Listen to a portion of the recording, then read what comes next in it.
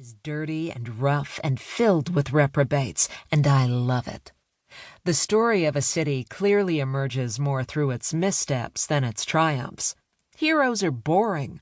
Give me a larger-than-life cad any day over a sanctimonious preacher.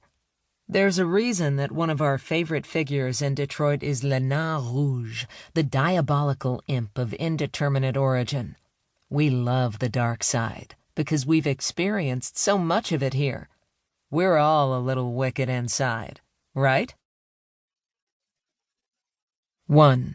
Antoine Cadillac, Detroit's founding scoundrel.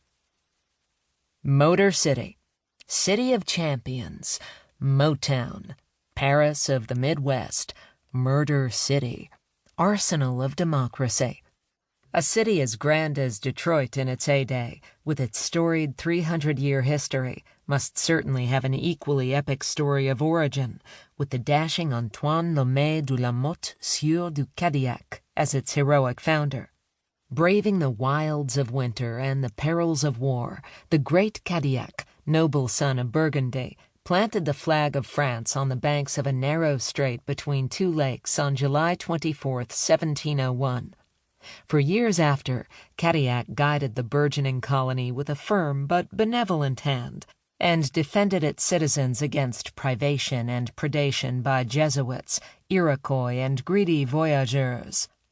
At least, that's the PR version of Detroit's founder.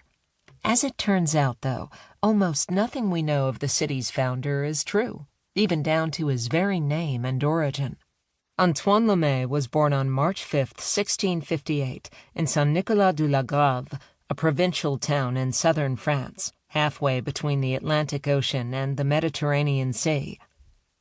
Situated at the confluence of the Tarn and Garonne rivers, the sleepy little hamlet offered very little in the way of grandeur, so Antoine Lemay decided to make some up. Antoine's father, he later declared, was Jean de la Motte, Sieur du Cadillac, Launay et le Moutet, counselor to the Parliament in Toulouse, his mother, Jeanne du Malenfant. In fact, his father was a simple small-town clerk bailiff, and Antoine grew up in a middle-class home. So far as his later letters indicate, he received a decent education, with Latin and military history being among the subjects he studied. As Antoine Lemay, he entered the military, probably.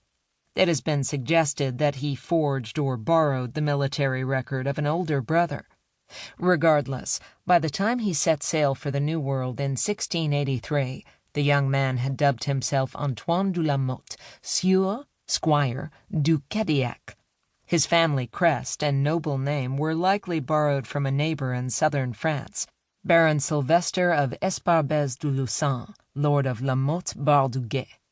Landing in Port Royal, a small peninsula in present-day Nova Scotia just across the Bay of Fundy from Mount Desert Island, Cadillac, as we will call him henceforth for the sake of convenience, soon fell into the company and employ of François Guyon, a privateer plying the seas all along the east coast, from Maine to the Carolinas.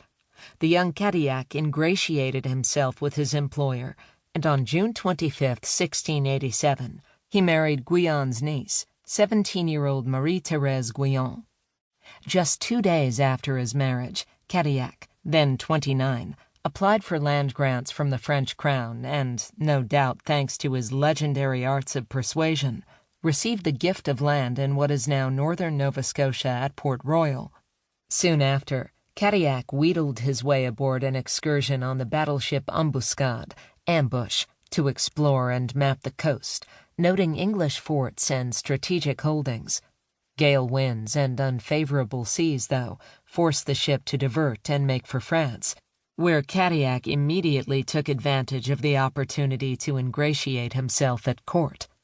There he convinced various ministers and hangers-on that he was intimately familiar with the British-American coast, and was promptly granted a lieutenancy in the naval forces.